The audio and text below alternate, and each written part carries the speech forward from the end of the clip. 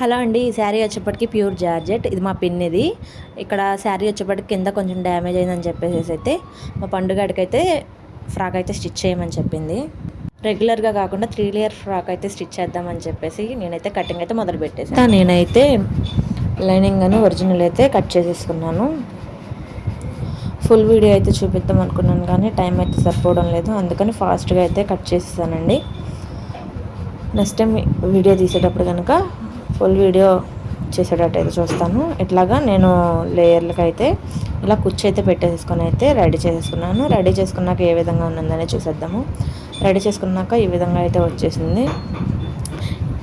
ఇట్లా కుట్టేసేసుకున్న తర్వాత దీనికి లైనింగ్ అటాచ్ చేసిన తర్వాత మీకు క్లియర్గా అనేది కనిపిస్తుంది కదా ఎలా వచ్చింది ఏంటనేది. ఫ్లోర్ అయితే చాలా బాగా వచ్చిందండి, ఎక్కువ వచ్చింది. నేను ఇక్కడికి వచ్చేప్పటికి నేను కింద ఫ్లోర్కి ఎలాగైతే కుచ్చుల్లాగా ఇచ్చాను, చేతుల దగ్గర కూడా కుచ్చుల్లాగా ఉండాలని చెప్పేసి ఈ హ్యాండ్స్ అయితే స్టిచ్ చేశాను. ఫుల్ హ్యాండ్స్ అండ్ 3/4 లాగా అయితే ఉంటాయి.